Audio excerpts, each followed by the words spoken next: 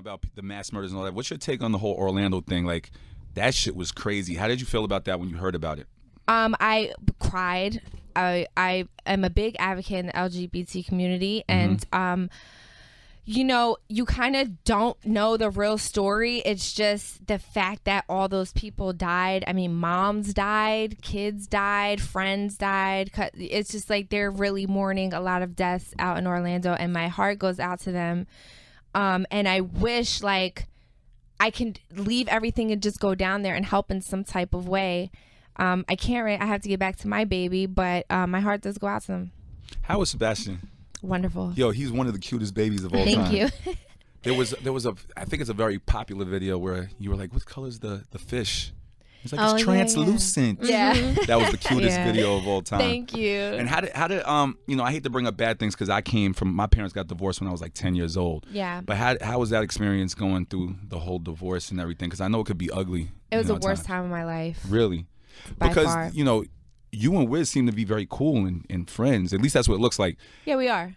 And that's amazing to me because my parents were going through it when they got divorced. Like, there was fights. like I cried every day for 6 months. I mean, Really? every single day for 6 months. That's a long fucking time to cry. Like, I cried a lot, and I mourned him, but we also realized that we probably shouldn't have gotten married as fast as we did, because if we didn't get married, we would have just had a regular relationship.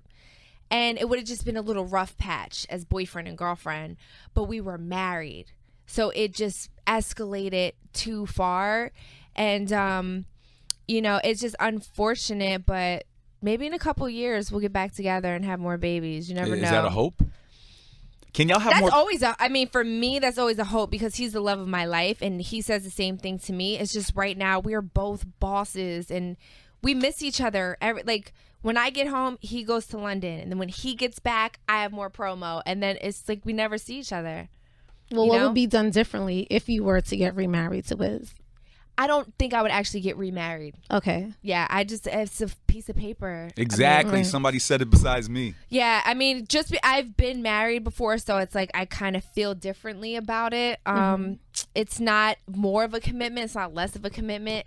It's you can still confess your love before your family and God without paperwork from the courts. Right. Exactly. That's how I feel. Yeah. Yeah. Because you could still have the wedding. Yes. Still have the ring. Yes. You still do all that shit. It just doesn't we have can to do it sound- all over again and leave all that shit out. Do you believe in prenups? Do I believe in prenups? Yeah. I do believe in prenups. Really?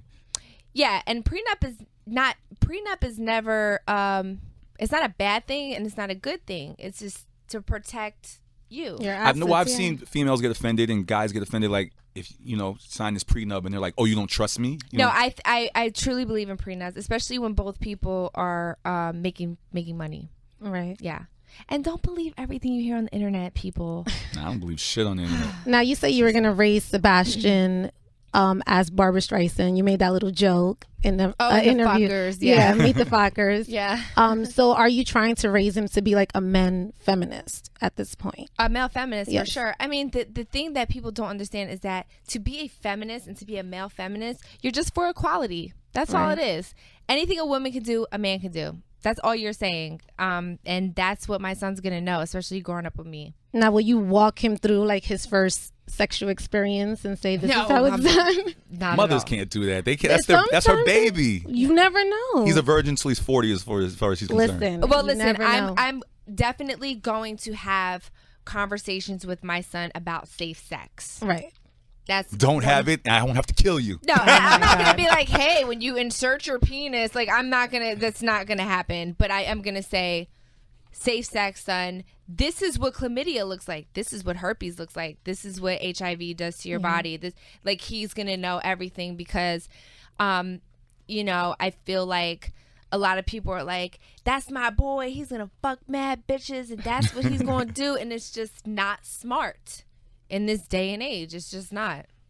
Nah, I feel you on that. So, tell me the date for the VH1 show once again. It was supposed to come out tomorrow, which is June 17th, but we pushed it back to July 8th. And that is a Friday night at 11 o'clock. Yo, actually, I forgot about this because you have so many things. Like, you're cool with Wiz after the divorce. Like I said, that wasn't normal for my family. Mm-hmm. You broke up with Kanye. Yeah. And then you and Kim took a picture together. And y'all not cool, right? Like, do y'all call each other and shit? We're not. You're not enemies. We're not enemies. No, but how often do you see that shit? You know what I'm saying? I mean, I'm all for girl power, and I just feel like I dated him 7 years ago. Like, it's a long fucking time ago. Like, it's just like people still look at that and they're like, it's an amazing time in pop culture, and it's like, yeah, but all of us, we're all over it. We've been over it for years. It's that you guys keep reliving it and making it harder for everybody to just move on and leave each other alone. Like, I thought that was big of you too. Yeah. To do that, because the girls that I come across in my life on a much smaller level, it don't matter if it was 35 years ago. Yeah. Like, my ex-fiance didn't like me to talk to my ex-girlfriend who I was with when I was 15 years old. She said, why you keep talking to that bitch? You know what I'm saying? I mean, you know, like, I have conversations with Wiz and I'm just like, you know, I trust that if he does fall in love with another woman, that I would like to meet her, and I give him the same respect if I fall in love with another guy, for the simple fact that we should all be a family at that point, because I'm never going to be mean to her, because I want my son to like her. When my son goes to his dad's house, I want him to come home and be like, Sarah's awesome, Mom. She treats me really nice. We played together all day. I don't want my son to come home and be like, Mommy, she was so mean to me. You know, she hit me. She said this. She said that. It's like, that's where the maturity comes in. You know, women need to realize that when it's over. And your significant other or your ex-significant other is going to move on. And especially when children are involved, you need to hope and pray that they find a good girl. Yeah, but Amber, you seem like you got such a sweet heart and a good heart, and you said that's the love of your life. Yeah. Now, is that gonna? You can honestly say that you can handle that? Like, if you move forward, I can. Because that's a lot of maturity. It is.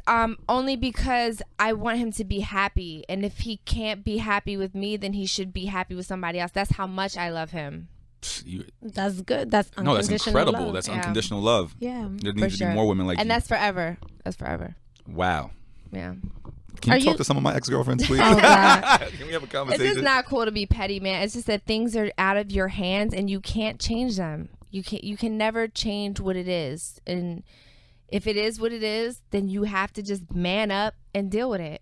And if you gotta cry it out, then that's what you gotta do. And then you keep it moving. You try to find your own happiness. Nah, that's dope. Because a lot of girls that I know would be like, what does she have that I don't have? You know, they would ask me so many questions. That's the thing. And this is why I have the Amber Rose Show, because I will talk to those girls and say, it's not about you. Exactly. It is not about you. I need a bell. You know what I mean? Like, you don't have to say, like, when a guy cheats on you and has sex with another woman, it's not about you. That's something he did. He did it for his own reasons. You know, guys make excuses like, well, you weren't paying attention to me and you weren't doing that. No, you make a choice to go and have sex with another woman. That's what you choose to do. That has nothing to do with me or her or your ex or whoever the fuck. Like, don't blame me because you can't keep your dick in your pants. When I met you, Amber. I'm just spitting real shit. Amber, when I met you, I'm sure this is over at this point because you're doing the big VH1 shit. No, you got all this shit going on. You're Amber Rose, the brand now. Mm-hmm. But when I met you, you had a record that you were working. Oh yeah, Fame. And you were working with these producers I know, and you were in the studio. Yeah. And is that ever gonna happen again? Making music? No. Never. Hell no. You got the look? I mean, you know what? For me, it's like I like to dip and dab my hands in different things and figure out what I like along the way. I'm just that type of person. Mm-hmm.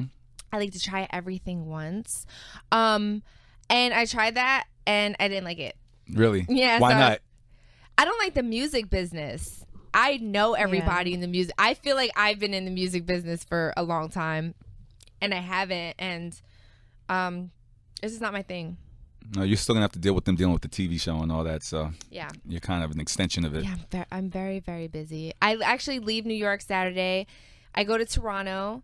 I have a pop-up shop. I have to present at the MMBAs, and then I host a party out there, and then I fly to Cannes. Damn. And then I mean, it's just like I'm busy. Are you still gonna do movies?